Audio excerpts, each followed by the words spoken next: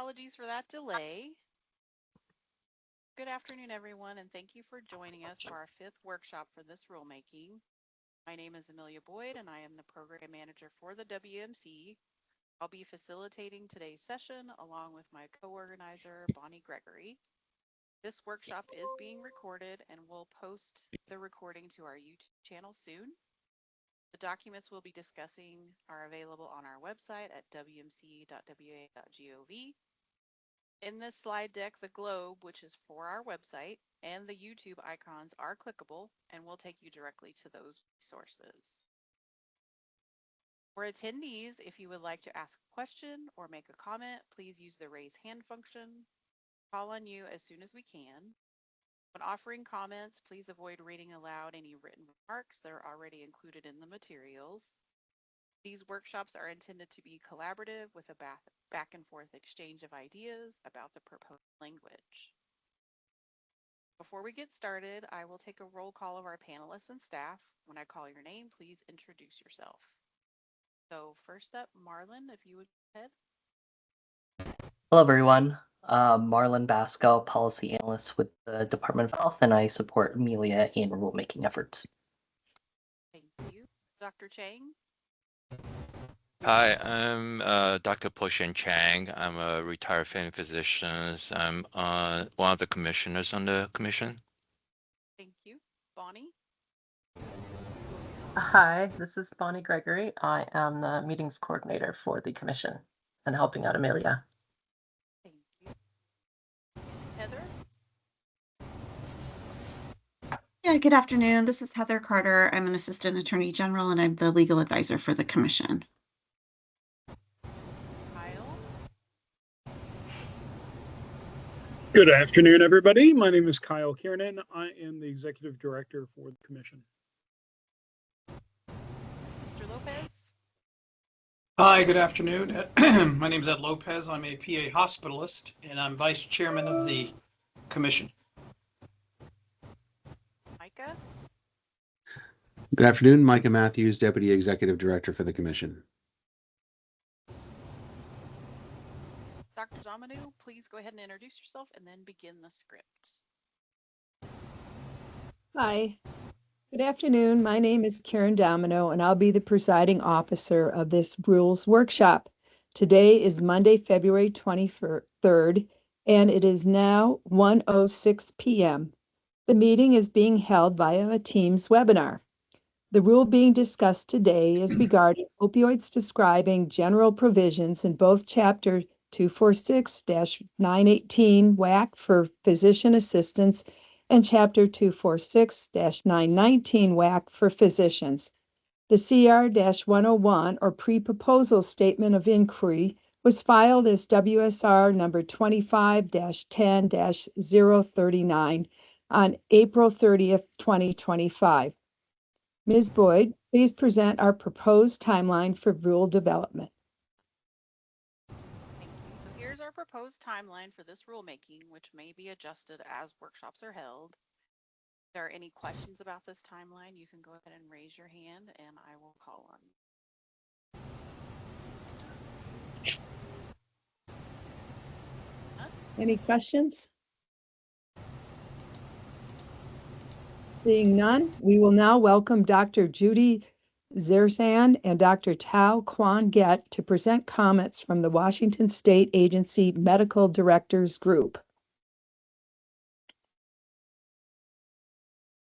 Great. Thank you very much. Can you hear me? Yes. Yes. Okay, perfect. And am I allowed to present our slides? Yes. Let Yes. me stop sharing. Okay. I think these are them. PowerPoint Live, fanciness. Can you see those? Yes. Okay, perfect. So I wanted to start off. Thanks for having Tao and I here today. I'm Judy Zerzenthul. I'm the Chief Medical Officer at the Washington State Healthcare Authority. And Tao and I are here on behalf of the Agency Medical Directors Group, which is a sort of loosely based organization of the clinical leaders at Washington agencies. So that includes the Department of Health and HCA, but it also includes the Department of Correction and Labor and Industries as more active participants. And we have a website. It's very basic and not updated very often, but you can see that this group of agency medical directors has been very involved in concerns around opiate prescribing since 2015. And some of these were my predecessors, but a couple of the folks have been around since the beginning. And we just wanted to share with you some areas of concern and then answer any questions that you might have. So to start off with, we have concerns about some of the exemptions proposed for the opioid rules. First, in that patients with rare diseases as listed in the National Organization for Rare Disorders database. This is a comprehensive view of rare diseases, which is good, but we'd like to note that there are more than 10,000 different rare diseases, and so that affects about 10% of the population. And so this becomes sort of a very broad exemption, including diseases that might not need opioids as treatment or maybe don't have pain attributed to them. And this would allow for any sort of prescribing for folks that fall into that area. Second is the exemption of patients with stable opioid doses. And stable is just a hard word. It would be sort of left to the subjectivity of the provider, and stable is really a snapshot in time. And there are a lot of things that contribute to stability, and this likely varies because people vary. So that stability changes over time, and it's not clear sort of what happens because of that. Next piece is it eliminates the sort of predetermined morphine milligram equivalent that's currently in rule. And we have some concerns about that based on the data. So this is information that we have on our website from when the agency medical directors first started looking at opioids. And at that time, there were a number of studies that showed the risk of an opioid overdose event goes up with the higher doses of opioids prescribed, which isn't super surprising, I think. And there's more, this is the wrong slide deck, so I'm skipping over that one. This is more recent data from some different health systems, and you can also see that the longer that you're on chronic opioids, the more risk you have for an opioid-involved overdose and an opioid overdose-related death. These are rare events, but still the concern that we have that we might cause harm in terms of an unintentional overdose or even an opioid-related death gives us some pause. Next, we are worried about the variation in opioid prescribing rules. Historically, there's been these 3 different bills that have passed through the legislature that provide the same guidance and really the intent of the legislature to coordinate the boards and commissions on adopting rules on chronic non-cancer pain management. And while the Board of Osteopathic Medicine and Surgery and the Board of Nursing and the Podiatric Medical Board are all sort of watching this process, we think that something sort of done in coordination and that makes sure that all of these different types of clinicians have input would be helpful. And then finally, and again, this is not the right slide either, so maybe Tao, if you have the right slides, you can pull them up when I pass it over to you.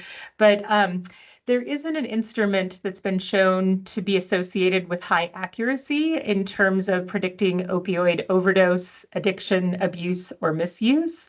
And there hasn't been a study that's evaluated the effectiveness of these risk prediction instruments. And so we caution on relying about the use of things like this to determine risk because it's just really hard to do. And with that, I'm going to pass it over to Tao to share some of the data that we have in our state. Tao, do you want me to stop sharing? Sure. Actually, I think the rest of the slides will be okay. Okay. So yeah, I think we can stay on this slide. So good afternoon, everybody. I'm Tao Quan Get. I serve as State Health Officer with the Washington Department of Health, and I'm a pediatrician and epidemiologist by training. And just want to first start by thanking you for all the important work you do to protect and improve the health of people in Washington. I'd like to start the next few slides just with this slide to kind of set the context for why opioid prescribing is such an important public health issue. So as you can see in this graph, the rate of overdose deaths in Washington shown by the black line have been steadily increasing since 2015. And between 2023 and 2024 are possibly decreasing, but remain higher than national drug overdose death rates, which is shown by the yellow line.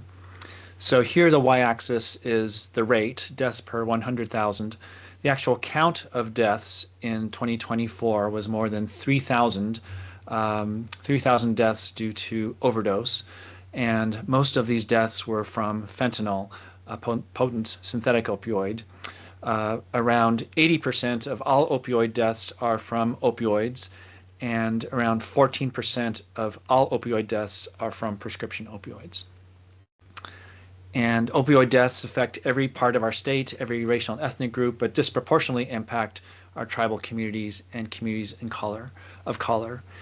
And although we show a decrease in 2024 counts, I think it's really too early to say that we are making headway.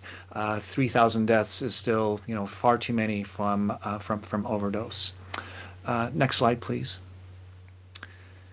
So this graph shows that in Washington, the statewide rate of opioid prescribing has been on decline since 2015. And this graph, as well as the following graphs, are from our prescription drug monitoring program at the Department of Health.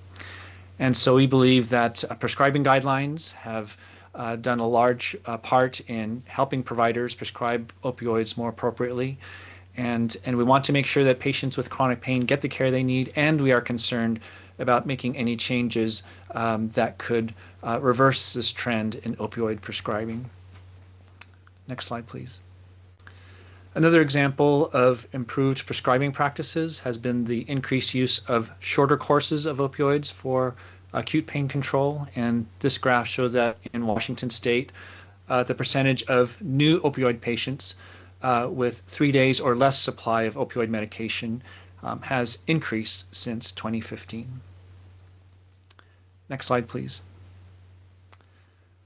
And another way that opioid prescribing has improved has been the decreased use of high-dose opioids. So as Dr. Zerzan showed earlier, a lot of data shows that the use of higher dose of opioids is associated with a higher risk of overdose. And our state-specific data from the Washington Prescription Drug Monitoring Program also supports this association, showing a statistically significant risk of overdose with higher dosage of opioids. So as you can see on this graph, patients with 50 plus morphine milligram equivalents a day are at a 1.7 higher risk of overdose, while patients on 120 plus morphine milligram equivalents each day have a risk of overdose that is more than twice that of people on less than 120 morphine milligram equivalents a day. So our state data reinforces the fact that decreasing high rates of high-dose opioid prescribing is an important strategy to decrease the rate of opioid overdose deaths. Next slide, please. Fortunately, we have seen a steady decrease in the rate of high-dose prescribing since 2015, and we want to continue this trend and don't want to do anything that would upset this trend. And one of the factors considered is that there is wide variability in high-dose opioid prescribing. Next slide, please. And so this map shows rates of high-dose opioid prescribing color-coded with darker purple corresponding to higher rates and lighter pink corresponding to lower rates. And as you can see, some of the communities with the highest rates of high-dose opioid prescribing are in rural counties, and rural counties also have some of the highest rates of overdose deaths in our state. Now, this graph does not tell us how much of the variation is due to differences in need versus differences in prescribing practices. So it's important that we do get more data to understand this variability, but it's just to illustrate that we do have considerable variability in this state. Next slide, please. So in summary, thanks in part to the work of the Commission, we've seen really important gains in opioid prescribing in the last decade. We've seen lower rates of prescribing, the use of shorter courses, and decreased prescribing of high-dose opioids. And given that we have been seeing these gains, and given that we may be observing a decrease in overdose deaths, our concern is that any changes to the rule might threaten these tenuous gains. So I just want to thank you for all the work you've done to strengthen opioid prescribing in our state and everything that you do to protect and improve the health of all Washingtonians. And that's the end of our presentation. And Judy and I'd be happy to answer any questions or have a conversation. Thanks. Yeah, well, thanks so much for your presentation. I thought that was very interesting and helpful. One of the things that I know I was thinking about is not the word stable. I think that's an incorrect word, just as you're showing.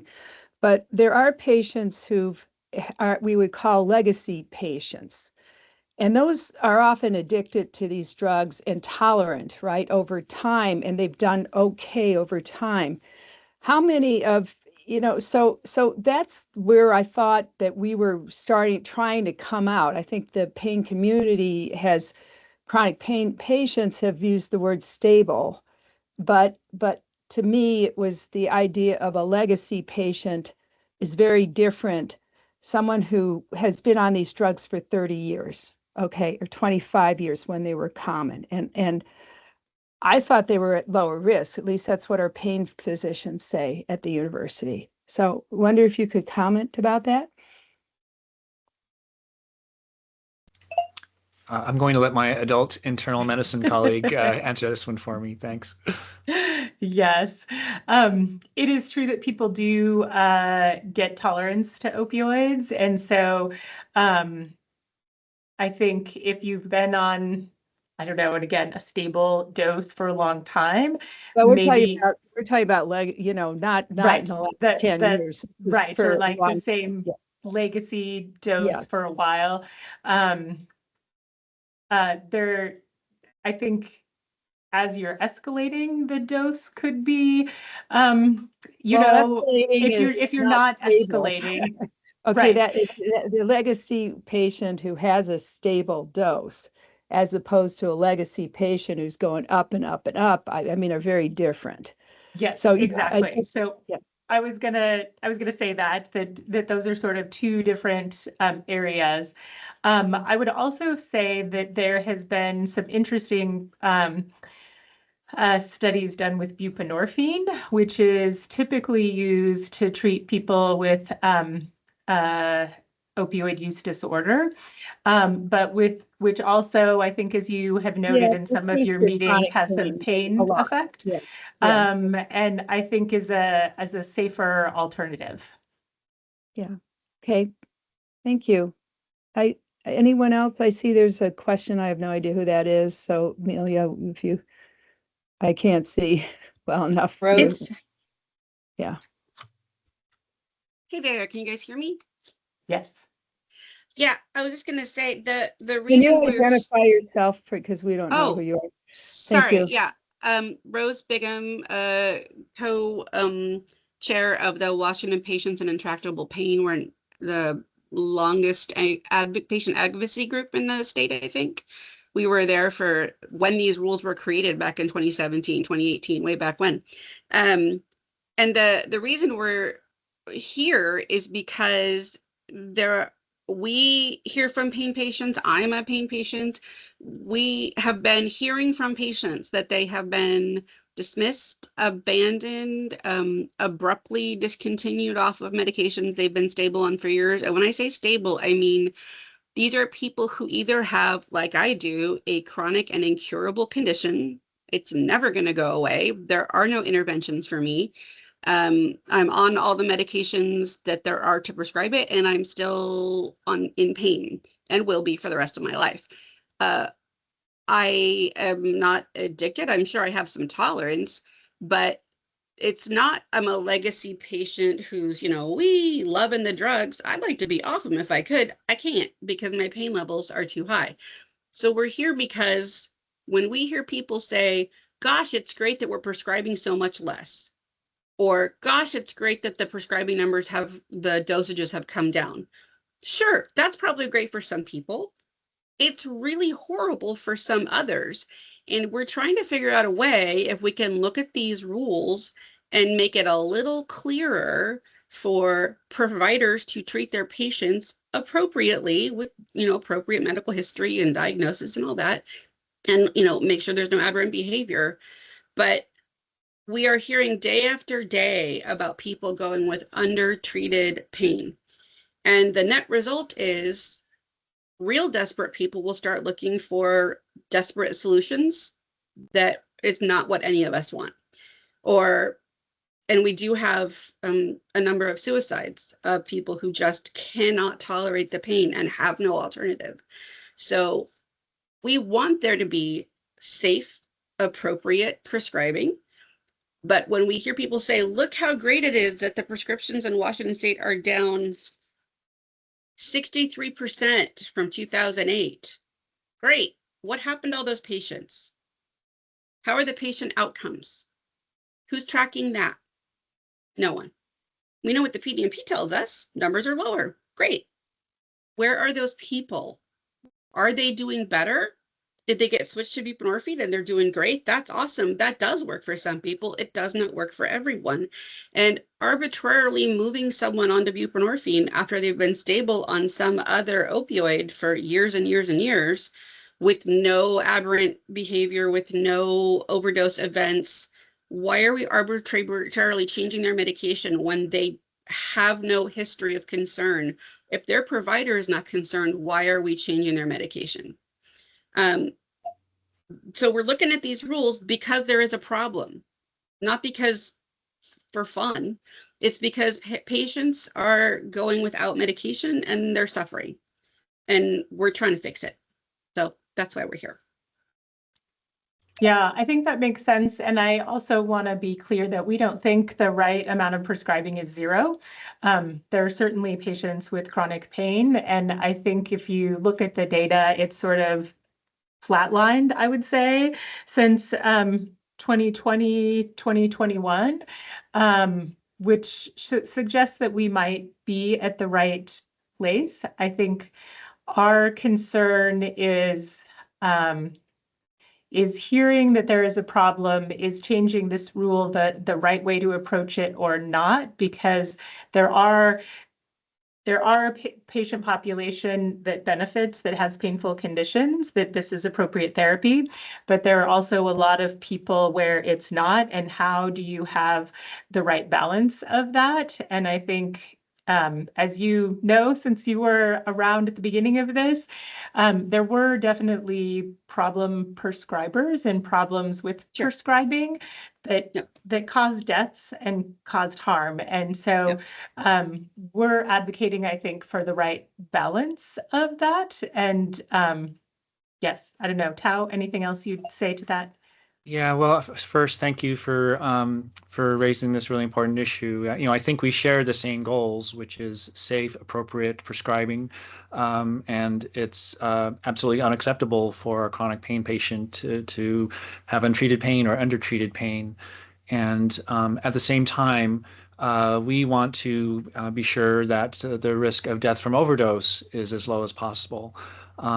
Because as we've seen in the data, high dose prescribing increases the risk for overdose deaths. So that is the question. How can we promote safe, appropriate prescribing and reduce the risk of death from overdose, or at least not do anything that would increase the risk, that would increase the gains that we've made? Thanks. My concern is, and I absolutely want to leave room for Dr. Stanis to jump in here because it looks like he wants to say stuff. When you're just looking at the data, you're not looking at the patients and their diagnosis and their history and their behaviors. So yeah, there's always going to be risk. Any amount of dosage of opioid, there's going to be risk, just like any other medication. I just think it makes more sense for the providers in the room who know those patients, who have their lab work, who can run UDTs whenever they need, who have established relationships and understand what's going on with those patients, are the best to assess what works best for that patient, back off the doses if it's excessive, take them off entirely and refer them to addiction care if they need. But I just don't love the, like, if we're just going by the data and not the people, because the people you're not hearing from at AMDG are the patients. How would you hear from them? Who's asking them?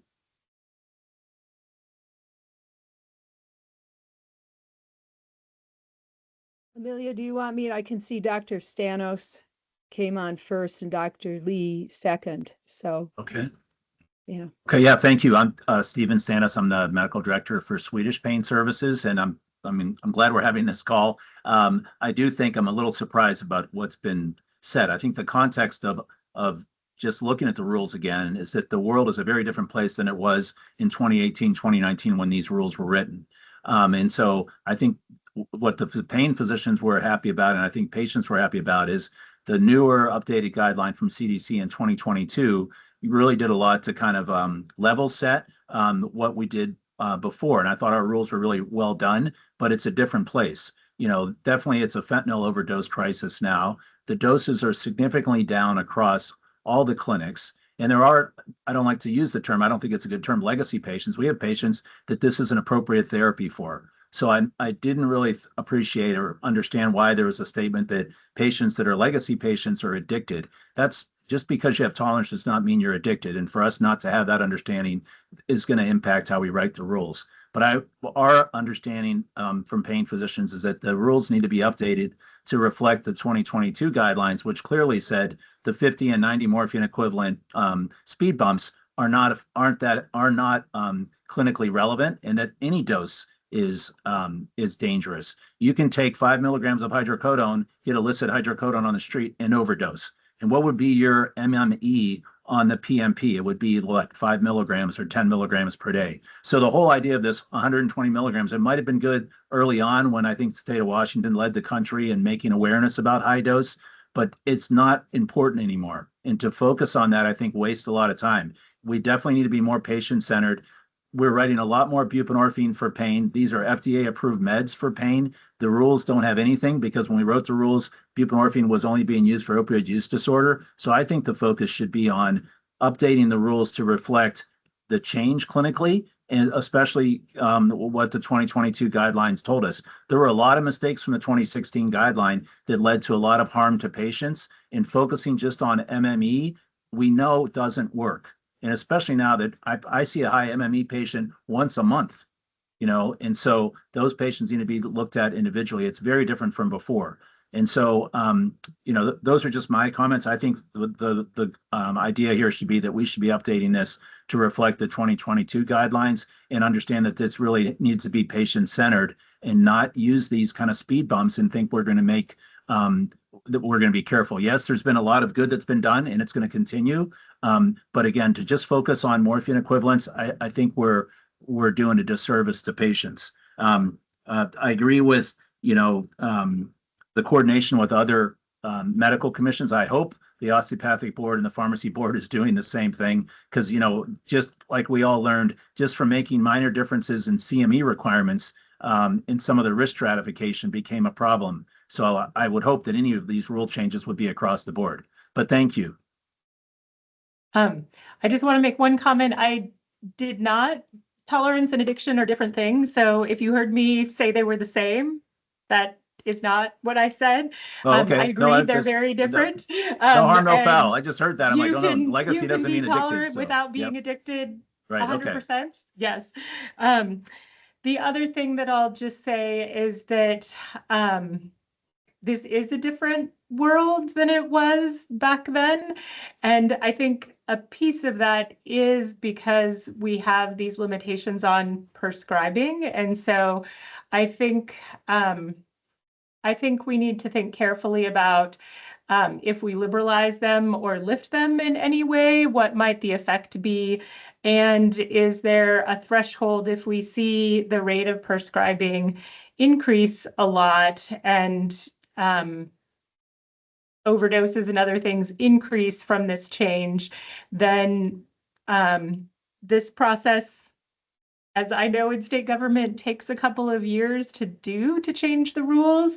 And I just want to be very thoughtful about causing harm to folks. Agree. And I'll just say, thank you, Dr. Stanos, for your expertise and how you care for patients. And I think we all would totally agree that there shouldn't be just a singular focus on morphine milligram equivalents. And that is really important for patients with chronic pain who require high-dose steroids to be cared for by a multidisciplinary team that includes people with the expertise that you and your colleagues have. So I think we agree on a lot of things. Our main concern is that we don't do anything that would increase the risk of overdose and possibly threaten some of the gains that we've seen. Thanks. Yep, I agree 100%. I'd just like to say that you don't want to lose any gains, but our community has been seeing losses this whole time. Losing providers, losing medications, roadblocks by, insurance companies, pharmacies, distributors, you name it. So I get that you don't want to lose any gains. We're desperately looking for some because this has been going on since before 2012. And just if I could speak to what Dr. Stanos said, this is what we knew in 2017 when we made the rules, right? This was 2006 to 2017. Washington State, the blue bars are prescribing by per 100,000 people, and the orange line is overdoses, all cause, right? And here's what we know now, right? Prescribing has decreased 62%. Overdoses increased 212%, all cause. That's not because of prescriptions. Never was. If you look at the ADI data, like 90% of overdoses in Washington State are illicit fentanyl. Alcohol is now more present in overdose deaths than prescribed opioids, all of them. So, and if you look at the DSM data, the rate of prescription overdose addiction in adults over 18 in the United States as of 2022 is 0.6% to 0.9%. We are such a tiny, tiny piece of the big puzzle of addiction and overdose that when we continue to focus on MME dosage, as opposed to letting doctors treat their patients safely and appropriately with due oversight, and then focus on the really big problem of addiction and overdose deaths that we have in this country, I would love to see that, but as long as we're still so focused on having these rules be so prescriptive on how doctors can treat patients, I just fear that our patients are going to continue to suffer. And we keep talking about legacy patients. I have an autoimmune disorder. People get diagnosed with that every day. You're going to have new legacy patients every other month, showing up for the rest of time. So we're going to keep having people that need to be on long-term opioids because there are no other solutions for these diseases. So I just want to reiterate, like, obviously I want there to be safe and appropriate prescribing. We have always said there ought to be access to every tool in the toolbox to all patients that are appropriate for those patients. But when we start talking about multimodal care or multidisciplinary care, that's not available to a lot of us. Not in rural areas. It's not covered by our insurers. We can't afford the copays. And where does that leave us when we are disabled by pain conditions and cannot access anything other than a now very difficult to acquire pain relief that at least lets us have some functionality in our day, kind of thing. It's a complex problem, and we're here to tell you it's been bad for people in Washington State and others because you're so focused on lower prescribing, you're not hearing what's happening to the patients on the other side. And I'm done. I'm sorry. I've said my piece. Dr. Lee? Hi, everyone. I'm new to your group. I'm Dr. Lee. I'm the medical director for the Puget Sound VA Healthcare Systems Pain Clinics. And I see lots of very familiar, friendly faces here. So I just want to echo, I would say that clearly we have different perspectives on this, but what I hear in commonality is that we all are hoping to find some balance, which allows people to receive opioids safely and to be receiving individualized care. So I think it's really good, especially when we have a topic that can be sort of provoking of our thoughts and feelings and experiences around this, that we remember first, we're paddling in the same direction. I would say the previous opioid guidelines, they did place some distinct objective MME road bumps. I like that term, Dr. Stanos. And the concept with those road bumps was as a risk mitigation strategy, because we knew, or we thought we knew at that time, that at those increments in dose, there were potentially increased risks of accidental overdose to the patient. So we are in a different age now, and this deserves re-examination. But I think that we should also recall that the purpose of that was as a time or increment to pump the brakes and consider what we're doing when you start to get into higher doses. And so I'm hoping that as we continue to talk, consideration of risk mitigation is something that we examine closely. And then I would say, there's been a bit of discussion about this concept of, we can't quite agree on the right term, whether it's stable or legacy. They're probably, what it means is it's somebody that had been established on a higher opioid dose than is kind of conventional now, and they have not demonstrated any problematic behavior with regard to evidence of addiction or compliance problems. I would say that someone is only stable for a moment, or we're all changing. We are aging.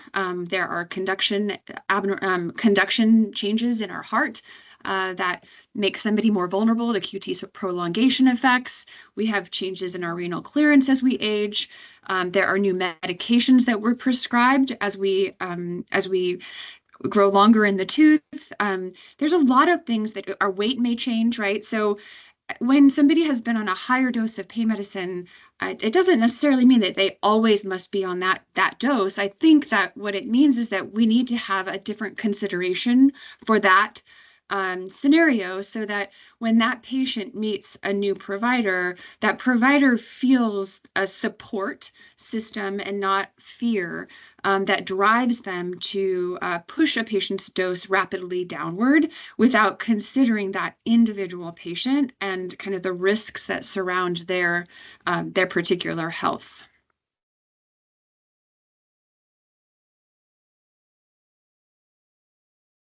Ms. Higginbotham?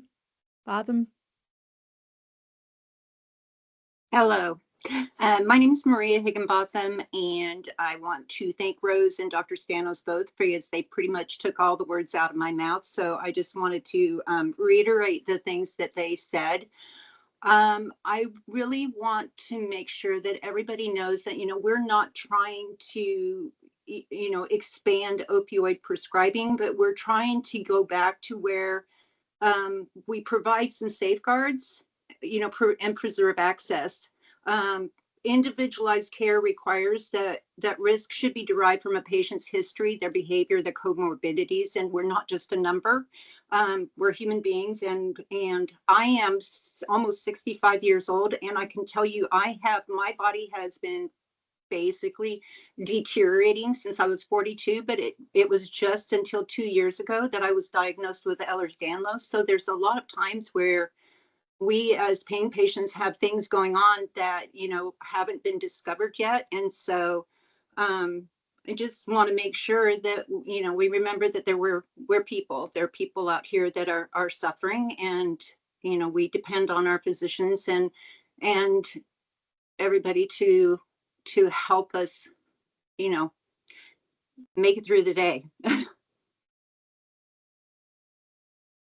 One more thing I was going to say, about tapering too. I have knowledge or patients that talk to frequently, and there are often a lot of clinics that are just doing a complete taper. It doesn't matter what patients have, what their issues are, but they just come up with a number and they're going to taper everybody to 90 MME regardless of their medical condition. And that is something that is happening very frequently. And I guess maybe we were hoping that the rules would change that and kind of give physicians a little bit more comfort in their ability to provide that individualized care and not be focused on a number. That's it. Thank you. Yes, we didn't talk about tapering, but for sure there needs to be more data about the effects of tapering, and if you're tapering, how to do it. I think that's, yeah, a place where both how to do that and what happens when you do that, we don't understand as well as I wish we did. That and tapering is supposed to be a partnership decision, right? Barring any urgent, critical issue, dangerous issue, that's supposed to be an agreement between provider and patient. And that is not what is usually happening when tapering is determined. At least it wasn't in my case. A couple providers ago, right when this was all happening, 2016, I'd been stable on the same medications for years with not a single hiccup. And one day he said, I'm decreasing your dosage down 2/3. And I said, was there a change in my diagnosis that, had you think, was there a change in my prognosis? Did something I do, did my behavior concern you in some way? Nope, I'm just worried about oversight and pressure, and I want to keep my head down. So I'm just going to lower your dose rapidly down to 1/3 of what it was. And when I said, how'd you land on 1/3? He said, well, I wanted to leave room for if you needed to go back up again in case you were in intolerable pain. I'm like, I'm in intolerable pain every day, sir. Anyways, I left that provider because that's insane to me. I don't think that's what's happening all the time, but if a taper is determined to be medically necessary, there needs to be a joint plan in place to make sure it happens smoothly without endangering the patient. Gary Franklin is next. Yeah, thanks very much. Thank you all for your work. I'd like to thank Rose for her contributions to the BRE Collaborative. If you all look at the BRE Collaborative's work on opioids. We did 5 projects, one of which was on chronic opioid therapy, and I think it was an excellent project. Rose was really helpful in the language in that project. And I think if you all went back and read that chronic opioid therapy collaborative project, you'd see that almost everything that you all are saying was represented in there. The last thing you want to do is abandon people for any reason, and do rapid tapers and all that stuff. I do not agree really with Dr. Stanos that everything is different now. Jamie Mai and I reported the first deaths in the country from prescription opioids in 2005. We started discovering these deaths around 2002. Related to the 1999 rules, the permissive rules that the commission did in 1999 after lobbying from the Federation of State Medical Boards and other pain groups, to liberalize, to make more permissive opioid use. And some of the language that the board did back then included language like no doctor shall be sanctioned for any amount of opioid written. You can't really find that language now. It was archived, and it was repealed in 2010 after the legislature asked the boards and commissions to come up with rules. And so we reviewed every one of those deaths. There were 32 deaths among injured workers that we found. So these were people that were taking the doses that their doctors were prescribing, and went to sleep and didn't wake up in the morning. That's how people die from opioids. They have suppression of their respirations, their central respirations. And so honestly, my hair and Jamie's hair has been on fire since then. Reviewing those deaths, not a single injured worker should have died from prescription opioids. It was insane, really. So I just wanted to caution about liberalizing the language again.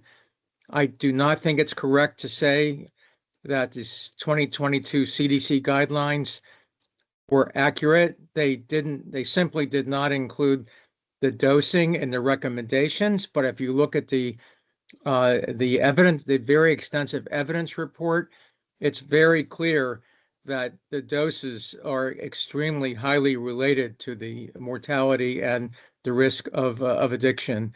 So just because they took it out of the recommendations doesn't mean that it wasn't really in that report at all. And the second thing is there has never been evidence, and there's zero evidence now, that any individual doctor, like a family doc or whatever, actually has the ability to determine what the risk benefit is in an individual patient from the use of opioids.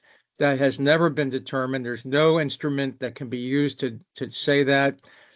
And I guess the last thing I want to say, and I would strongly recommend the commission members review, I think we sent this material to you. The FDA is strengthening the labeling on these drugs to be much more cautious in the use of opioids for chronic pain. So you don't want to be heading in a direction opposite what the FDA is getting ready to do. And it's very important to look at that draft language that they've come up with and the 2 studies that they funded in support of that new draft language, which is much stronger than it was previously. So I don't agree with the statements that, we don't have to bother with doses anymore because the doses are all down and the prescribing is down. Of course, it's down because doctors have realized that the permissive dosing that occurred starting in 1999 was the wrong direction. So you don't want to go back to that period of time by making dosing more permissive. Thank you very much and I want to thank my colleagues, Dr. Zerzian and Dr. Kwan-Get, for presenting this stuff today. Yeah, thanks for your comments. Since a lot addressed Dr. Stanos's comment, I wanted to take him first. So, Mr. Jeb, I'll call on you next. Yeah, sorry. Oh, no, thanks, Gary. I probably could have guessed that would have been your comment. I did not mean that kind of patient-centered dosing means just open the floodgates to just over prescribing and using high doses. I do think physicians are a lot more careful and they're doing a lot better job of keeping doses lower if they're going to use opioids. And they are still trying to stratify patients' risk. Yeah, there's not a lot of studies showing the benefit, but it's part of clinical practice to look at a patient's depression, anxiety, all those other things. What's their risk factors or previous, pre-adolescent sexual abuse? I have to tell you, seeing patients for many years, those are important factors. And so we use like the opioid risk tool. It helps us in determining the risk and at least starting the conversation with the patient. So I think risk mitigation is there's never going to be a perfect questionnaire, but to be teaching our physicians that they should be looking at these other psychosocial factors is important. And so that's my one comment. The other comment is definitely we want the prescribing to stay low and obviously use opioids sparingly if patients need those medications. The 2022 guidelines, I think, did a good job for the CDC of breaking down being super cautious with acute patients and then what to do when you have a patient that's already established that's on opioids and how to taper them or consider tapering. I think that's been very helpful for providers to understand that, making that distinction between being very cautious with starting patients on opioids versus when you do get a patient. And I have to tell you, Jennifer Lee and I tapered a lot of patients that were on high doses of opioids. Some of those patients were completely taken off. Some of those patients went to a lot lower dose. That's separate from the patients that had addiction or were diverting. We had those patients as well. So I do think there is that distinction of the rules reflecting. I'm not saying, Gary, that there aren't overdose deaths. I'm saying that the environment has changed, that we need to look at acute starts versus patients that are already established on opioids and adjust our rules to reflect that. So that's my comment. I think the state's done a good job, and a lot of the work that was done at the CDC was based on what the AMDG did at the beginning. But I wouldn't want to correlate and say that patient-centered care means we're saying that we should just open the floodgates to start prescribing high-dose opioids. I wouldn't want that to happen at all. Then the last point is, I do think we need to understand buprenorphine is being used not just sublingual for opioid use disorder, but for pain. There's transdermal, transmucosal. We've converted a lot of patients to buprenorphine, and none of that has been included in the rules. And that would be an important thing to clinically update because we know the benefits of buprenorphine. Thank you. Can I just say one thing in response, and that is when we recommended to the CDC when they went back to the table to redo the guideline to separate out and to make a whole separate kind of a guideline on the use of opioids acutely and subacutely versus the use of opioids in the chronic situation in established patients. And they didn't do that. So it's still kind of muddled about that whole thing in this conversation, even that we're having here today, has not completely differentiated, where the policies and rules should be on this separation. I guess, Micah, I know are you saying something on the same thing, or can I go and take Jeb? Take Jeb first, please. Okay, Jeb. Thanks, Dr. Domino. Good afternoon, everyone. Just a quick note of appreciation to the Medical Commission, to AMDG for your leadership in this space, and to the leadership of the patient community who have brought this forward and raised this discussion that we're having today. I couldn't pass this opportunity while we have AMDG here to share WISMA's perspective on an approach to taking a look at these rules. And I'm not a clinician, so I won't speak to the clinical issues, but more to the structure of the rulemaking and how it is very different from how other states have approached this work. We believe that the focus here should be on preserving access to legitimate pain care while maintaining safeguards to that end. we offered some edits and an accompanying cover letter, and would urge folks who haven't had a chance to review that yet. We weren't able to get the cover letter in until last week. That explains some of our edits to the rulemaking if you haven't had a chance yet. And from a rules and a regulatory perspective, we went out and looked at what other states have done. And based on our review, the way Washington State has approached this exceed national norms in both the detail and the rigidity. Other states have made great progress on this as well. And by our review, where rules exist, they're simply not as rigid. In our rules, there are 109 mandatory directives, so shall and musts, 109. There are 33 advisory directives, so should, 41 references to documentation. And this is all supposed to be considered within the limited context of a patient encounter, right? So to our mind, this has created a freezing effect on particularly the treatment of chronic pain. When regulatory burdens become a disproportionate, patients experience the consequences of reduced access. So the suggestions we offer are intended to clarify scope, reduce duplication, streamline requirements, and find a better balance while preserving meaningful guardrails. I've heard that said at least 3 times on this call today. So I think the good news is we're all share the same goal. So WISMA, for its part, is working towards a framework that's more workable for patients and physicians. And thank you for this discussion. Thank you. Micah. Thank you. So first, I'd like to ask a couple of questions of Dr. Kwan-Get, so because it was your part of the presentation that I had some questions on. So I want to just make sure I understand. You're saying that 14% of the overdoses in your data are coming from prescription overdoses or prescription medicine, correct?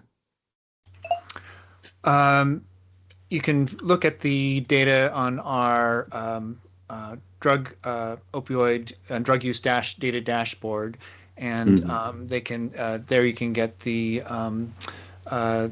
data broken down by the type of drug responsible for overdose. So in 2024, there were 352 deaths due to prescription opioids, and the rate was 4 deaths per 100,000. And by comparison, synthetic opioids, there were 2,295 deaths with a rate of 28.12 per 100,000. So what's been said as far as prescription opioids being a minority of overdose deaths, that's absolutely true. Okay. And 352 deaths is the number that we want to decrease and decrease the risk of overdose deaths for people who are on chronic opioids. Thanks. Okay, cool. So setting aside that how that's classified by, and that there's a wide variation, I think we both can admit, as far as what is attributed to opioid overdose deaths with respect to whether you've got a coroner who is on the scene and saying, oh, I see some pill bottles here, so clearly this is opioids, versus, is it toxicology and are there other comorbidities? Setting all that aside, I want to ask a clarification, because I thought I heard you say 80% of opioid doses come from opioids, and I'm not sure if that's a misstatement or if I just misheard that. I'm sorry, I probably meant to say that 80% of all overdose deaths from any drug are due to 80% of overdose deaths are due to opioids. Got it. Okay, thank you. So moving on from that, I just want to clarify, just for the people here, fentanyl overdoses are not going to ever be part of these rules. That's illicit. It doesn't come into play at all. So I just to set the stage. I started working for the commission in 2011. My third day on the job was the adoption of the 2010 pain rules. So I probably first met you, Dr. Stanos, at that time. But I have no memory of who all was there because it was so long ago. But anyway, so I want to clarify a couple of things. The language referred to about not fearing discipline for prescribing is, quite frankly, being misstated. That language has appeared in every single guideline and rule that the commission has had since 1994. It's barely changed, and it exists in the intent section right now. It's not saying we won't take action on someone who's not prescribing. It's simply saying for the act of prescribing, we won't take disciplinary action. It takes more than that, and it takes frankly misapplication of your medical knowledge and practice in order to get there. Second, describing FSMB law efforts as lobbying, frankly, demonstrates a misunderstanding of how FSMB functions then and now. They don't lobby, they engage with us, they do provide guidance, they provide model documents, but they do not push us to adopt them. We choose to do that ourselves. So moving on to the actual history of these rules, just to give some clarification.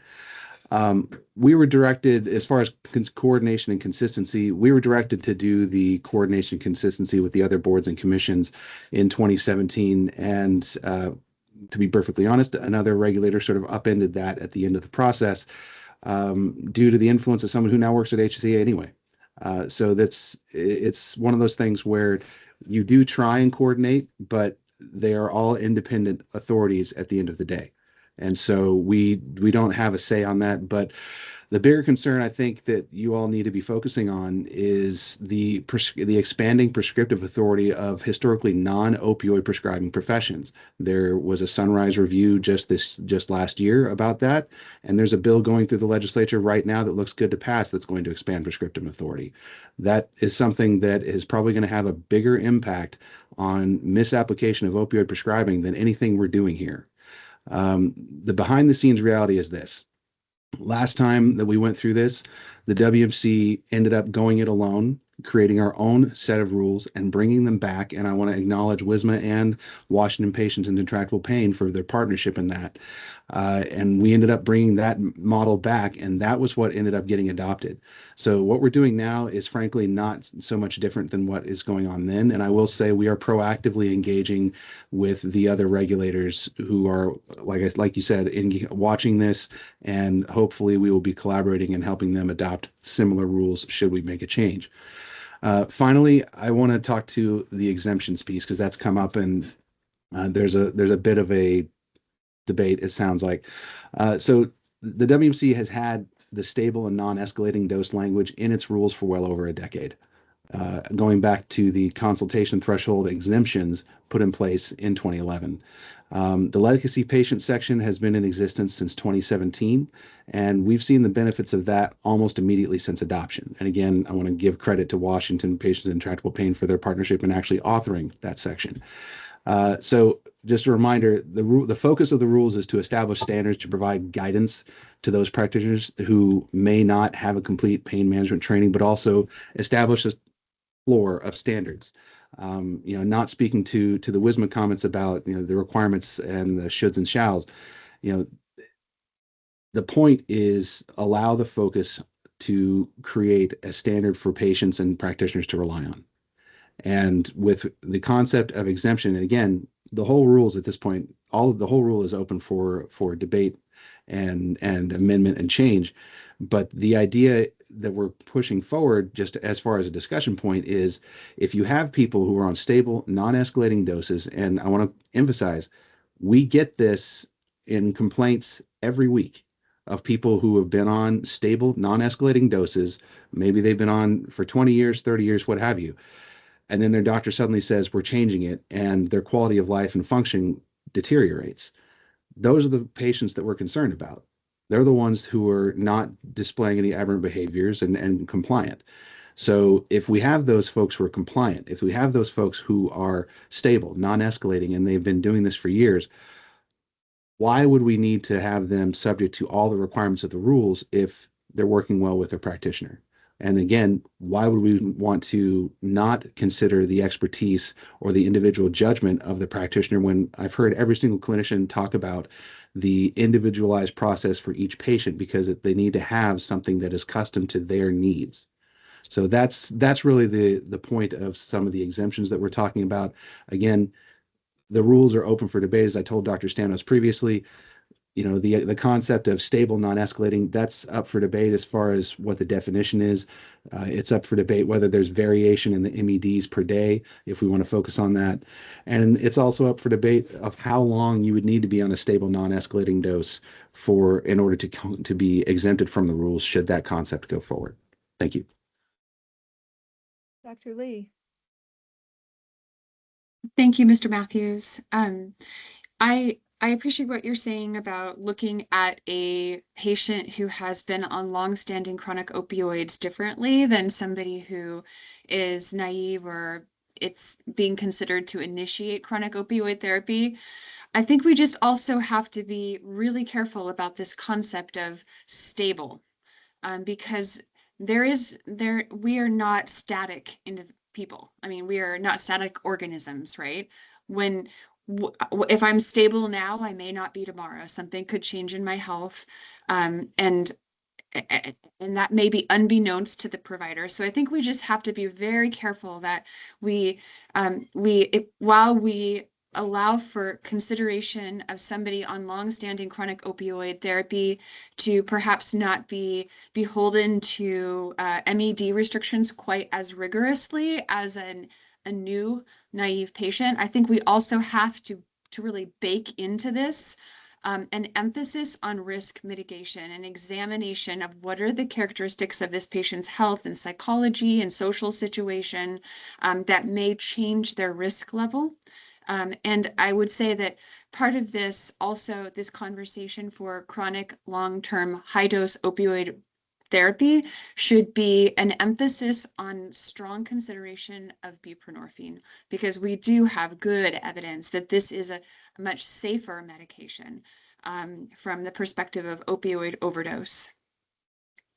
Thank you, Dr. Lee. And I want to emphasize, I think I fully agree with what you're saying. I think it comes down to the customization of what the patient needs, along with the judgment of the practitioner. With respect to buprenorphine, I think really there's two tracks that when we started developing the rules in 2017, and I would argue probably in 2011 or 2010, there wasn't that consideration, as Dr. Stanos and yourself has pointed out. Buprenorphine wasn't quite there as far as the science and what we understood. Now I think the focus is, how do we prevent folks that start from acute and going into chronic opioids? And then the other track is the folks that have been on chronic opioids and are those, quote, legacy patients. How do we maintain them and make sure that there's not harm happening to them? This is Rose. If I can jump in, Sure.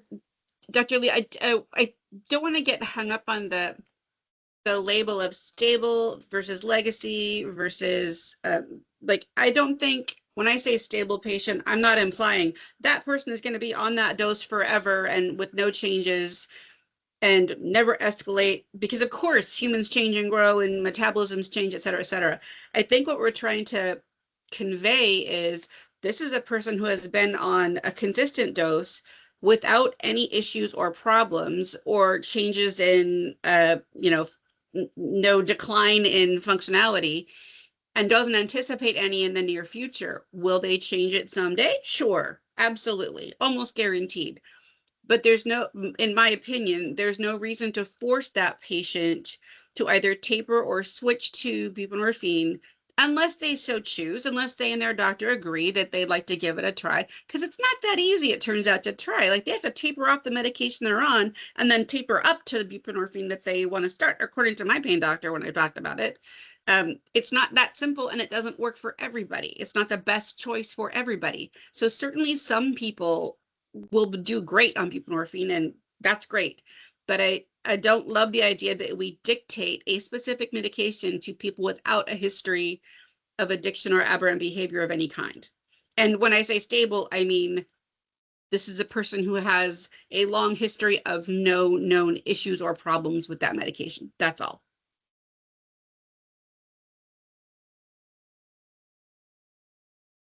Is there anyone else who has any comments? I don't see any hands raised. I'll just say thank you for the opportunity to present today. I really appreciate Dr. Lee's earlier comment that, I think we're all paddling the same direction, and Jeb's comment, I think that we share common goals. And I agree with Rose that patients with chronic pain deserve individualized care, not cookie cutter care. And so how can we find a way to maximize quality of life for people in chronic pain and not risk increasing overdose deaths? So thank you for the opportunity to present. Yeah, and Dr. Kwan Get, I had another question, and it had to deal with the reason why we were expanding the criteria. Because with the 2022 CDC thing, they singled out sickle cell anemia as a disease that you didn't need, just like cancer, you don't have to follow these rules. And there are all these other diseases that are out there. I mean, we don't want to list 10,000 diseases, but we wanted to give a little flexibility to the physicians, PAs, and the patients who have, the people who are treating them and the patients who have it. Why the concern over that? I'm sorry. I think it's just the idea of blanket exemptions and Well, we that. weren't saying all rare diseases, particularly, but we wanted to be able to create some flexibility. Yeah, and Yeah. I think we would agree with that. And I would probably defer to my colleagues with a lot more expertise in chronic pain about what exemptions make sense, or and those that aren't as applicable. So I'd probably defer to a chronic pain specialist for more details on that discussion. Thanks. Oh, okay, thank you. If I can jump in, the deal was there's a number of diseases that are incredibly painful that are often called the suicide diseases, right? Nobody thinks that Washington State should come up with their own list of all of those diseases that may indeed warrant opioid care or higher dose opioids. So using the NORD list seemed like a good shortcut. But we're also not saying, aha, anyone with these 10,000 diseases gets opioids. That's not it. They're just saying of those who have painful conditions that their doctor may choose to give them opioids, they may be exempted from some of these roadblocks that normally constrain prescribing.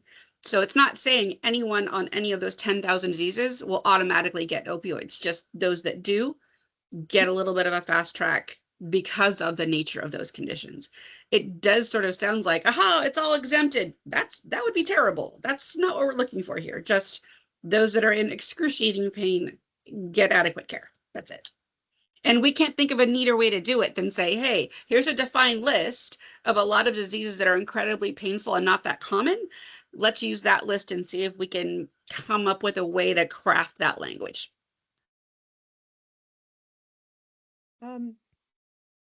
Ms. Higginbotham.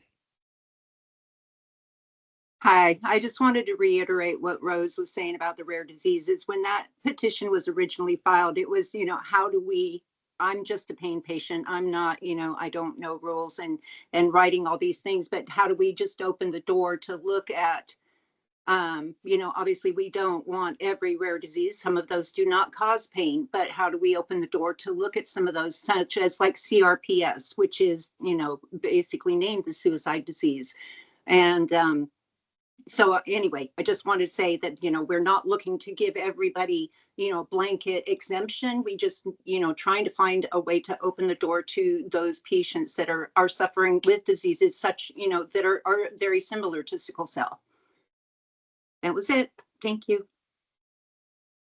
It occurs to me that maybe we should, instead of calling out particular diseases, maybe we should really instead double down on the need to assess people individually. Because I can tell you, I've seen patients that have the conditions that are being listed now who with treatments other than opioids are doing very well. And I've seen patients that have conditions that are not on the list that feel a severe need for chronic opioids. It's pain, in definition is not directly proportional to a diagnosis or even, objective volume of or severity of tissue injury. It's much more complex than that. And so I think that, if we are insisting on individualized examination of the long-term opioid patient and high-dose MED kind of cutoffs, then maybe we should also have consistency in our approach and look at patients' diagnoses individually as well, rather than having like standout or asterisk conditions that receive some different treatment.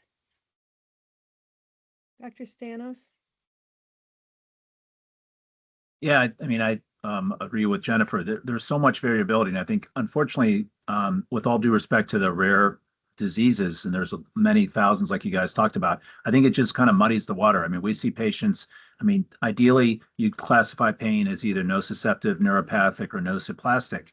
That's kind of across the board the three big buckets of chronic pain, and from that we decide, what kind of medications they need. So I just think though, singling out just rare diseases separately, it does a disservice to those other patients. And patients have chronic pain, they have chronic pain for more of those larger areas. Like I said, is it nociceptive pain? Is it neuropathic pain? Is it nociplastic pain? And we, base the guidelines like that. That's the practice of medicine. I just think the rare disease thing just adds a lot more confusion, and it actually takes away from individually assessing patients and what they need. I have patients that have maybe nociplastic pain, they have nociceptive, they have 3 or 4 different types of pain. And so I just think that may, even though the intention is probably good, the rare disease part, I think may just add more confusion, especially to primary care doctors as well. If the patient has, significant pain, it's complex. Again, those patients should be sent to a pain specialist. But just to, give a blanket kind of exemption because they have a rare disease, I don't know if that's clinically useful or safe. Yeah, thank you. Just thought that was an important thing to think about, because we wanted to increase flexibility, but we don't want to create harm, and we don't want all these conditions who may not need anything, any pain medication at all, have to have that. So I guess any other comments or things? Looks like it's 2:19 p.m. Well, I want to thank everyone for all your comments. Appreciate our two doctors from the Department of Health coming and speaking to us. It was very helpful, as well as everyone else who's participated. Just a reminder that we do have future workshops scheduled for this rulemaking. Dr. Domino? Yeah. First, can you hear me? I had to switch mics. We do have, after the presentation from the AMDG, we are moving on to the tapering considerations. This meeting does go until 3 p.m. Oh, I wasn't closing it. I thought this was okay. Tapering thing. Okay. Yeah. Thank you. Of course, according just to your making script. sure. Okay, so which Ms. Boyd will present later in the workshop. The next item on the agenda is the discussion of the tapering considerations sections. And Ms. Boyd, please present the draft language for this section. Okay, let me get that pulled up. And just to make sure, I was told that my microphone wasn't very loud, so I switched microphones just to make sure everybody can hear me clearly. Better. Yeah. Okay, thank you. Perfect. Okay, so the tapering consideration section has been greatly revised. We can look at side by side, if you want, the current language, which is here. And then this is the revision. Let me pull it over. Make it a little bit smaller. So these rules were reopened because we received a rules petition from Maria Higginbotham. And the big ask on that petition was to change the language in the tapering consideration section, which we did change last year or late the year before, to include this: not all chronic pain patients will need their opioid prescriptions tapered, and then changing the language here to relying on medical decision-making and patient-centered treatment, And then the rest of it, I think, is basically the same as it was before. So in the meantime, we have received several revisions to this particular section.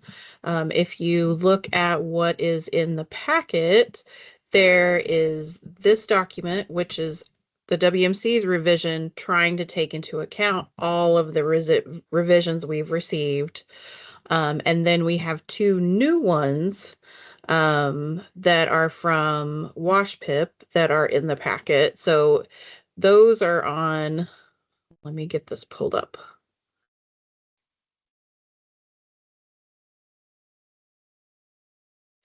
And those are bookmarked under the written comments.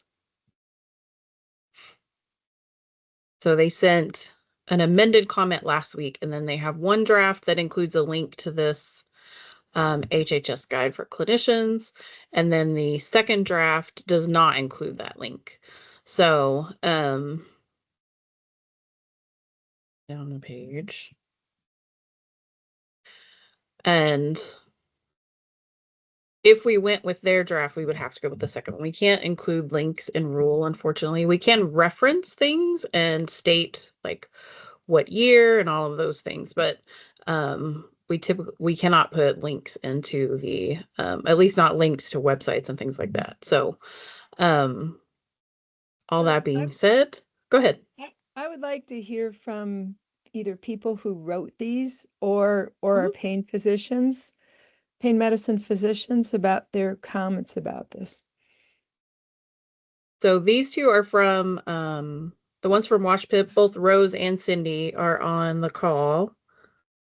And then I don't know if anyone's had, any of the doctors have had time to review any of this information. This is Rose. Cindy's not actually on the call. She could not. Okay. She had a conflict.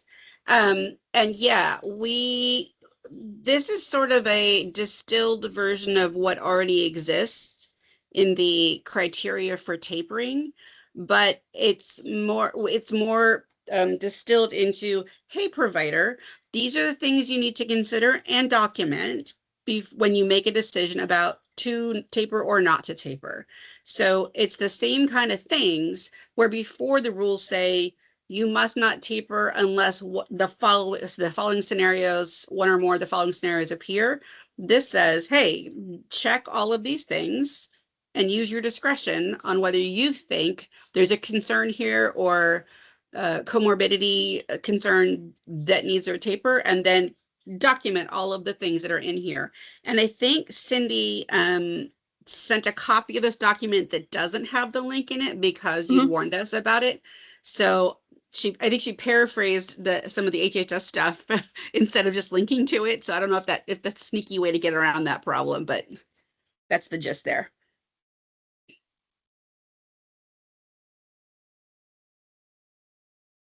These documents look very similar. You know, they emphasize that they highlight that it's not required and it shouldn't be, a provider shouldn't be dogmatic about reducing or tapering a medication solely based on a dose.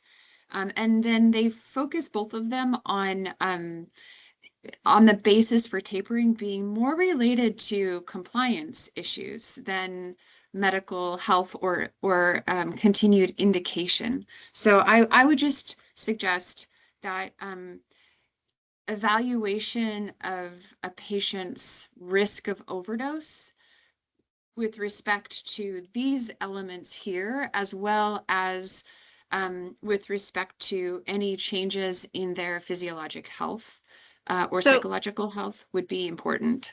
It actually is there if you look at number 2, letter B. So the first one is letter A is history of compliance, and then B is documented functional stability, pain control, or improvements or deterioration in function and or pain control at the present dose.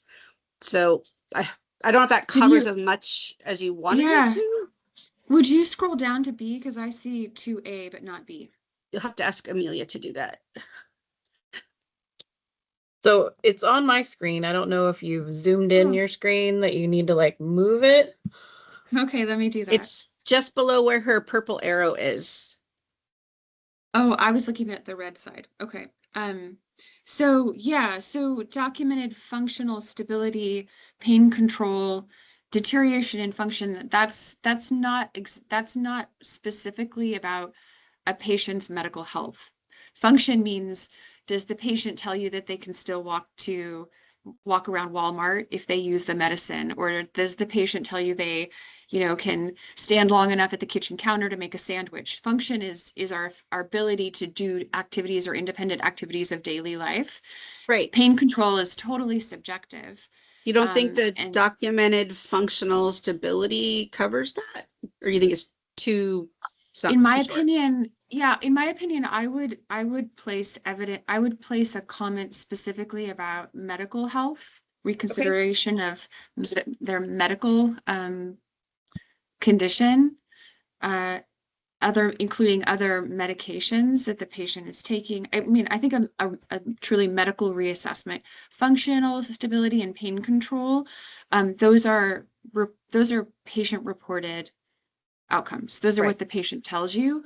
And I would also say that something about assessment of risk considering their current presentation, because somebody can be prescribed a dose of pain medicine 15 years ago that was perfectly appropriate for them at that time, and then they change to another provider's care, and the provider might have a different assessment of and I think we need to allow room for that. Just so you know, most of this is lifted from the HHS document from 2019 on guidance on how and when to taper existing patients on chronic opioid therapy. So I think we didn't presume to add more than HHS had in their guidelines. And I think this was trying to be a collaboration between what HHS had published and what we already had in our rules. So if you're saying there needs to be more more language here about ADLs and things, I think we're open to that, obviously, if that's what you think is needed. So let's make some notes. Well, and I'll be interested in other pain physicians like Dr. Stanos's opinion as well, because I am one person, one opinion, but I think that if we're going to be re-examining the approach here, then it's what we want to do is bake in some other safeguards rather than depending only on the MAD. Do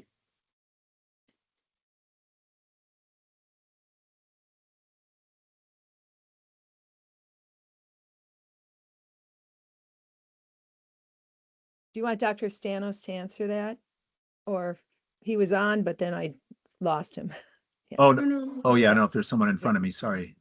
Oh, that's okay. I thought since she mentioned you, I'll take you first. Yeah, no, I'm sorry. No, I didn't read the WashPIP document, but I agree that I'm glad that it's kind of consistent with what HHS did, because I think that gave us a little bit of leeway for the interpretation. It does mention here that such actions may destabilize the patient.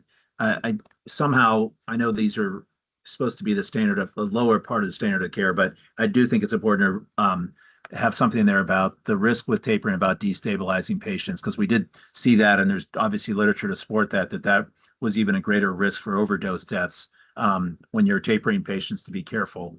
But again, I know we have to be careful of not becoming a quote unquote guideline, right? These are rules, but I'm glad that was mentioned, because that's important about avoiding destabilizing patients with a kind of a forced taper or a taper that's not done where you're monitoring the patient appropriately. And there's also been work around, overdoses when patients are tapered because it unmasks their depression or anxiety, or leads to other psychosocial distress. So that's my only quick comment. I'm glad that it reflects what HHS did, because I think that's balanced. But it is important to mention we want to avoid destabilizing patients and not abandoning them. Thank you. Ms. Higginbotham. Hi, I just wanted to say that I had conversations with Cindy over the weekend from WashPIP, and their version of this tapering consideration, I completely agree with, and I completely support it. So if everybody wants to move towards that one, I'm all for it. Obviously with some, edits. Some notes. Yeah, thank you. Any other comments? Amelia, what do you want us to make any edits? If people have any suggestions? Absolutely. So As- the red one on the right is the one that we have come up with that incorporates all of the comments we've received over the last like 10 months regarding this particular section, with the exception of the one on the left.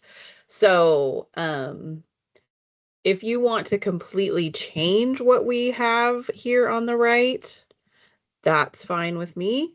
If you want it to look more like what's on the left, that's completely up to you, the commissioners. So you just have to give me some direction on what you would like to do. Well, we have our pain medicine folks.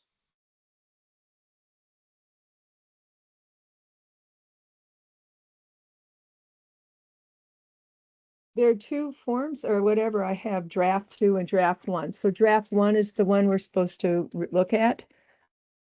Is that right? So this first draft, I think it's really only different in that it has this link, I see. Gotcha. which we won't be able to put in rule. I think all of the 1 and the 2 and the 3 are all the same. I think 4 is the only difference. Okay. So, Dr. Stanos, Are you there? Yeah, I sorry. Ms. Higginbotham, are you there still, or did you just come back on? I see your hand. Oh, sorry. Let me take that off. Okay, Okay. good. Dr. Lee.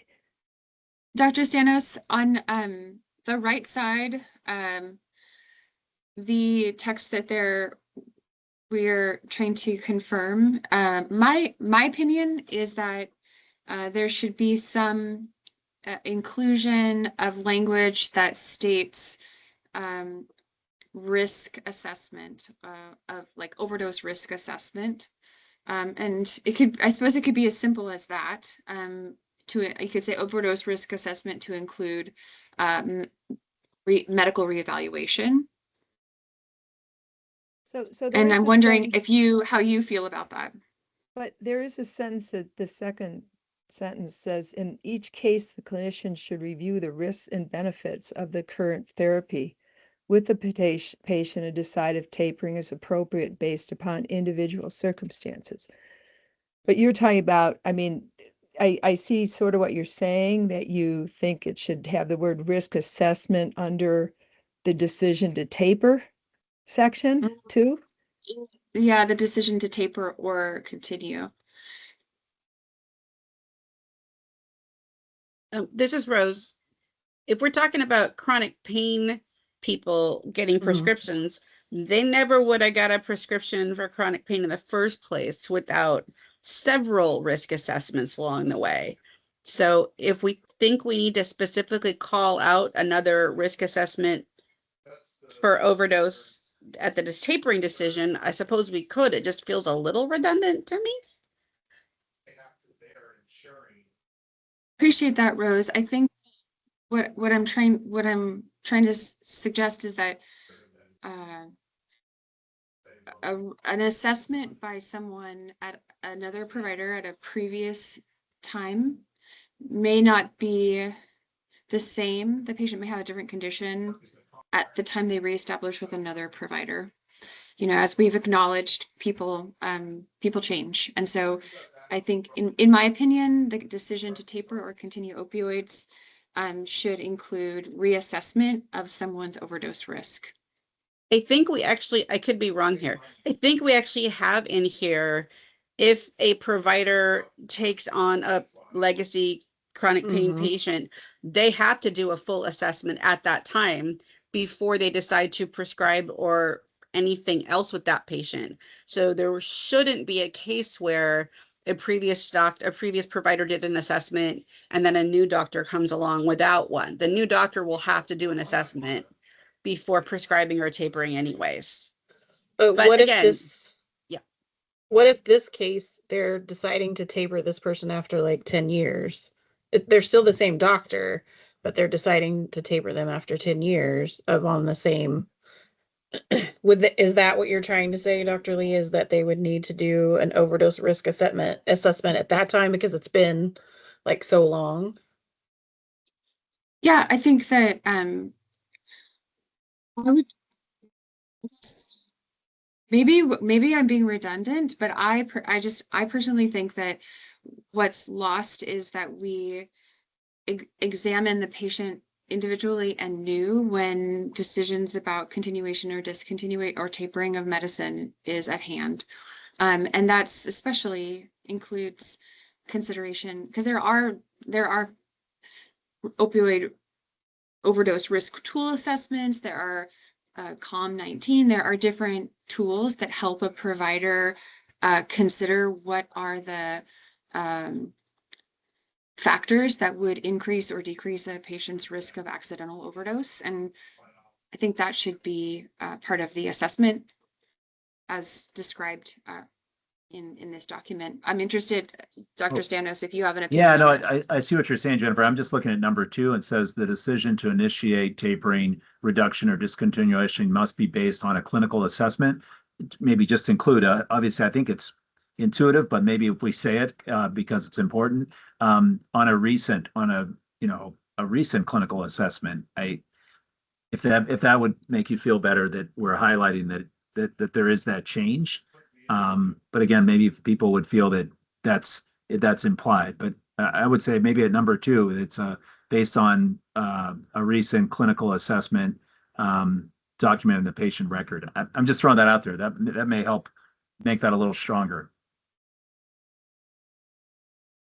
I mean, Yeah, I I think certainly could add a particular type of, you know, I guess it would be like I mean, it comes up with a risk score into one of these things. Like, I don't mind having that in there if that's sort of, but I'm not sure everyone uses those kind of tools. Yeah. And we don't want to make it so that they have to. Yeah. But it could be documented risk score. I don't know. Anyway, who's that? Oh, Mr. Lopez, is that you? You're very little on this computer. Oh, hi, good. I think what I heard Dr. Lee say is that she would like to see a current clinical assessment. Am I right, Dr. Lee? I don't want to speak for you. Yeah, I think that just simply a word indicating that, yeah, there's reassessment, not just continuation. The decision isn't founded in something very historical, and that kind of the appropriateness of that at current time is examined. I mean, I'm throwing this out there, Jennifer. Maybe I'm going to make this harder, so I'll throw it out there anyways. It's almost like a current biopsychosocial assessment, right? Yeah. And that maybe makes us sure. that we're looking at all those without saying a specific questionnaire or anything like that. Just holistically looking at the patient where they are. I don't know if we're Absolutely, allowed to Steve. put that current biopsychosocial assessment. Gives it a little more power, maybe that it's based on those multiple factors. If we use that language, Heather, if you're still here, would we have to define biosocial? Biopsychosocial. Biopsychosocial. Well, I mean, I Yeah, think in the pain community, it's understood that Sure. chronic pain and acute pain, we have to look at people biopsychosocially. So it's kind of a common description, but I'll defer to you guys about if it needs to be an actual definition. I'm sure that this is Heather, so I'm sure that question would come up, and I know they've in the past with the risk assessment, people have asked the question, well, what risk assessment and what, because people really, they want to know and make sure they're complying. So defining, I guess, or I mean, if you want it just to be the general, assessment, you could just say that. I think you probably will have questions from from doctors, especially if they're not a pain physician. Like, what do you mean? What do I need to do so that I make sure and get everything right, and comply with the law? Well, I think it then goes on to explain it deep, A, B, and C, right? The patient's history and adherence to the treatment plan, evidence of functional stability. So I think you do answer it's that there. question. You know what I'm saying? I think Yeah. if I see what you're saying, you want to be ahead of the questions that are going to come up. You don't want people to stumble over this. But I think if it's based on a current biopsychosocial assessment, and then it says, including, which again, maybe it's wordsmithy, but it makes it a little more powerful. I think you're right. I don't see any social, might need to add that into the A, B, and C, or where's D? Well, The I started psychosocial. writing D, but we don't have a D yet, really. Yeah. So do you want to change, instead of recent clinical assessment, do we want to change this to recent biopsychosocial clinical assessment? Yeah. This is Rose. Do we have biopsychosocial clinical assessment defined in the definitions? No, that's what I was just asking Heather. Yeah. If we would need to define it. But they're explaining that the biopsychosocial assessment is laid out here, and we can do more in A, B, C, and D. Yeah, I was just hoping not to. I was very happy with this sort of streamlined, here are all the things the provider should consider and assess and document before moving forward with a tapering decision. And if we start throwing in more things that are not, if you, the providers, think it needs to be there, then by all means. Well, could you, if you want to keep it short, couldn't you leave history of misuse under C, and then put risk assessment of risk of misuse, or some assessment of risk of misuse? Would that be something that could be put in without having to have a whole new definition? I mean, we have a Yeah, whole I'm not sure section. what you think. I mean, if it's just added into one of these as one word, not biopsychosocial, but in fact, your psychosocial is looking at indication of misuse, abuse, substance use disorder, diversion, or adverse event. But it would have, could you put like one or two of those words in there? So that Actually, Sanos, feel Dr. free Amino? to. Yeah, I mean, maybe we're bringing up something good. I mean, if you look back, right, we're trying to update the guideline or the rule. Sorry, it's not a guideline. HHS, a lot of the documents that came out explain that pain is really should be assessed biopsychosocially. And maybe you need to put that in your intent at the beginning, because that is updating it, that it's a biopsychosocial issue. The social part is, patient's insurance coverage, their ability to have transportation, I mean, so I think that's expanded. It's very different from what we had in 2019 when we did the rules. So again, not to open a can of worms, which means I'm going to open a can of worms, is like, do you mention biopsychosocially early or in the intent part or even a definition? Because it's clearly in HHS and even CDC guideline clearly explains a number of different times that pain is a biopsychosocial thing, which may in itself be helpful to kind of keep reminding in these rules to the providers. I don't know, see what Jennifer thinks, but. Yeah, I mean, I think it's kind of foundational. I mean, that's a pain patient should be assessed completely as a whole person. And that's what this is calling to. And if you really did do an appropriate biopsychosocial assessment, it would be inclusive of an opioid risk assessment. So, Dr. Stanos' suggestion to use that term would be all encompassing. I don't know that it needs a separate definition. I mean, those are biopsychosocial are elements of a history and physical. I mean, just like cardiopulmonary is heart, lung, we know that to be true. Biopsychosocial is biological, psychological, and social. I think it's a pretty intuitive term that may not require a definition. But it could be Okay. defined early in the document if it has to Mhm. be, right? Right. It would be, Yeah. I mean, it could be in the definition section, or we could define it in this section if we don't use it anywhere else.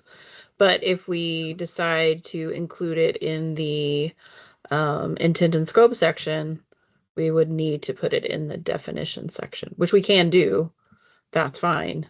You guys just have to agree on what that definition is. So, okay.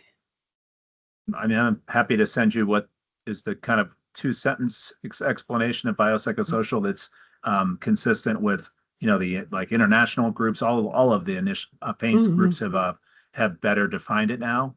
And Sure. again, I think it would be more powerful. It That'd kind be of helps great. reminding people, right, how we have to look at Yeah. our patients. Mm-hmm.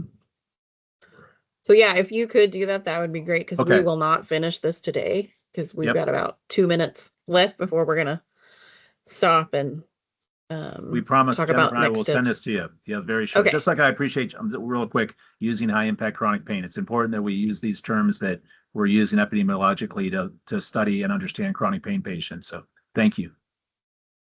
So so I think what we can do is make the decision now whether we want to put it in the intent and scope section, which has gone through a big rewrite as well, and we won't get to it today. But if you want to put that biopsychosocial assessment information in the intent and scope section and then reference it in, or define it in the definitions and then reference it in this section. So commissioners, is that something you want to do? Well, doesn't it seem important to set it up front, right? If this critical aspect of taking care of patients with chronic pain, you'd want to introduce it early. Don't I you agree, agree? Dr. Domino. And Yeah, Dr. this is Chang. this is Dr. Chang. Yeah, I do agree that we should define it in the you know in the beginning, just so that it's fully clear. I have one side questions. I think you know if, I don't think in this kind of tapering instruction that specifically call out that a lot of time the physicians are you know in the past, you know, I'm not sure the present, you know, it's based on payment incentive from the health from the insurance company because they're using the guise of say it's a patient safety issue, and so that's why it kind of led to a lot of physicians that well the insurance company you know, putting the pressure on me to taper and just, you know, then taper on that. So I'm not sure if we need to specifically call that or the intent of this is already have that in it to protect the, you know, the patients and then also not putting pressure on the doctors to, you know, say well, I'm tapering because of the insurance, you know, company putting pressure on me. Well, I mean, I would hope that no one's tapering based on the insurance company telling you need to do it. That obviously would be wrong, right? Right, But I but think they my point can. was more like, I'm sorry, just real quick, is like, I'm just the scenario we get is the patient, they won't cover buprenorphine for the taper. You know, so we have to consider what's going to be actually the medicine they're going to have access to, or they can't get into an addiction specialist for a month. So in the short term, we're going to do this. So, I mean, that's what I'm saying. Some of the social factors are around tapering. I don't know if that helps, if that makes sense. Jennifer, I don't know Right. if you, yeah. I'm just based on my kind of experience in the past.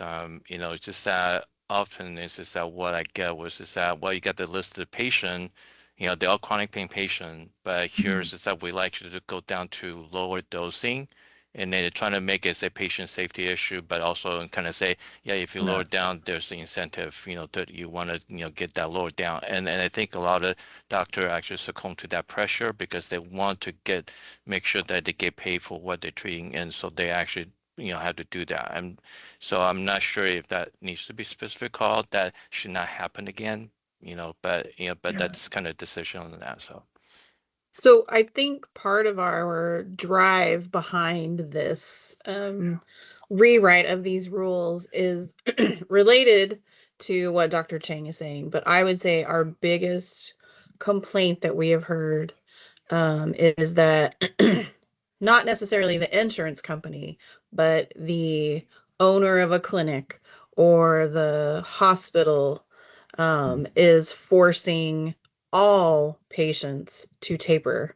So it's usually like a business decision is what we've been hearing. It's a business decision that is being made. And so these doctors are force tapering their patients based on a business decision of where they work. That's the big complaint that we've heard. And that's part of why we wanted to rewrite these to kind of, I mean, we want to support the doctors, you know, treating the patients appropriately. And it's hard to do that when they have these competing priorities from where they work. I don't know how much that's happening in hospitals, but definitely in clinics, it is happening.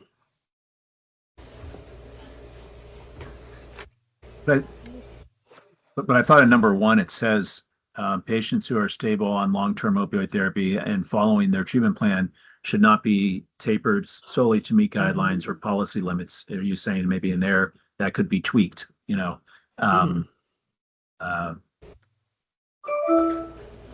That's why that piece exists, the guidelines meet or policy guideline, limits. yeah. Ed, do you have a comment? Yeah, hi. I didn't want to belabor this issue, but I think Amelia makes an excellent point, and I think it's important for us to understand or recognize that the prescriber is under tremendous pressure from competing interests to make sure and accommodate all of their competing interests. I can tell you that 10 years ago, maybe even 15 years ago, it wasn't that big of an issue, but today, with 7 out of every 10 physicians in the outpatient world works for somebody else. They don't own their practice. They're managed by often a corporate entity. And I think that's an important factor in the decision-making process. It shouldn't be. I think it's immoral, it's unethical, but it happens. And I think that we need to always remember this when we make these rules.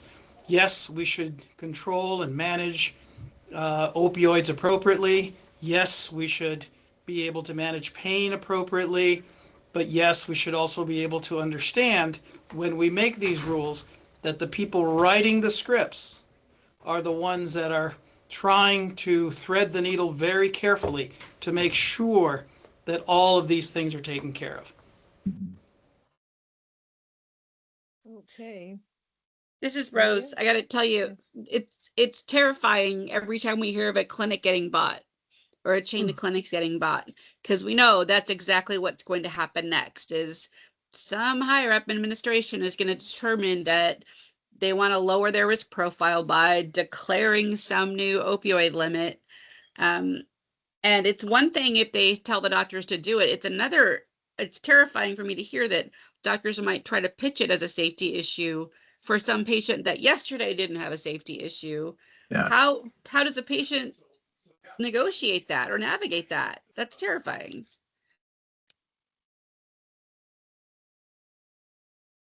So I think at this point we will pause our workshop, and I will take this information back and I will rewrite, excuse me, I'll add to the definitions and I will rewrite a bit of this tapering consideration section, and then also the intent and scope. And then our focus next time will again be on the tapering considerations piece, because we really need to get this one dialed in and approved, and so we can move on to the other sections of rule. And I'll just say, it sounds like the challenge is that what they're doing is wrong. It's like, how do you describe it the right way? You know, it's like unjust clinic policy or non-evidence-based policy, right? Yeah, but we get this all the time too, separate from hospitals like pharmacy plans doing this. You know, so I guess the key is going to be, how do you describe it the right way that's not punitive, but does describe that it's not right. It's not clinically appropriate limits or clinically appropriate guidance or whatever. I don't know. And it's well, and then my whole question has been for a while now. So our insurance company is limiting the pay on prescribing opioids, that's a question I can't answer. I don't know if that's true or not. So, I mean, obviously we can't, like, we're not the insurance commission, so we can't do anything if that is true. I don't necessarily say they're limiting the pay, but more like they change the kind of different wording, like using as an incentive. So for so many X number of patients you reduce, you get extra incentive compared to your peer. And so for some doctors who are trying to work toward that incentive, and we try reducing that in the guise of say, this is all because it's we're trying to reduce the overdosing. So that's what I'm saying. I'm not talking about the physician getting punished for not getting paid, for that. So. Yeah, and that's a tough road for us to navigate as the medical commission. So Yeah, that is tough. Yeah. All right. So yeah. Well, for the next 3 minutes or 2 minutes, anyone have any other comments? No, I don't see any hands raised. Oh, here's Rose. Rose says, I sincerely appreciate, oh, it just flew off. Rose, do you want to say it? Sure. I was just saying, there was a lot of really lively and good discussion today and lots of really informative dialogue. And I appreciate everyone's bringing their different points of view to this work because it's complicated. And I think we all want safe and good things to happen. And we want our providers to be empowered to make safe and smart decisions without having to read an encyclopedia to figure out what those are. So trying to figure out how to get that all done effectively and efficiently and making sure we're not missing important stuff, that's just really hard. So I appreciate very much everyone bringing their A game and navigating all of this complexity together. So thank you. Well, and thank you. And thank everyone who's participated. Ms. Boyd, do you want to discuss our next steps now? See the slide up? Yes. So the next steps for this rulemaking are additional workshops, which we have 4 more scheduled. The revised draft language that we've talked about today, some of the changes we'll make will be available on this rules page, which is the link is on the screen. Probably next week, I would say at the earliest it will be on there.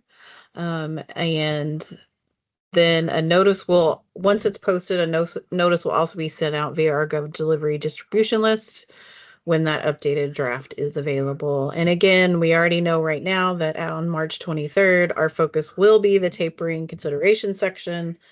Then the, well, we might do the intent and scope first, but we will get to the tapering consideration section at that meeting. And then we might move to the definitions, but we won't get to the full draft language, I would say at the earliest until April, the April workshop. So you said intent and scope and tapering pretty much to focus on? Yep. Okay. That's the next one. Great. Well, it's 3 p.m.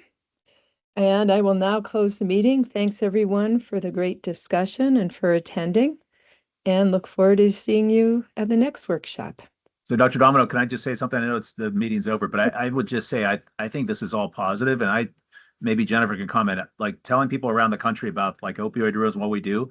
Our rules are really good. So I think it's just a matter of how do we tweak them compared to some other states. So I think we've got something that's good. It's just how do we make the right adjustments? So yeah, because I've talked to other providers, I mention our rules and they like look up in the ceiling, but they have no rules or there's no guidance from their state. So I'm just throwing that out there. I know we all got into some tough conversations, but I think it's something we obviously should be proud of. So yeah, thank you. Yeah. Thanks so much for all your contributions.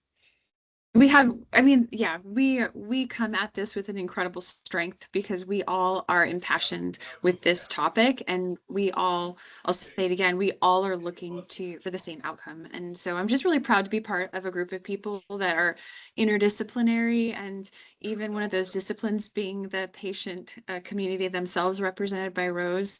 This is how we're going to arrive at the best policy possible. Great. All right. Thanks, everyone. Thank you, Thank everyone. you. Goodbye. Bye.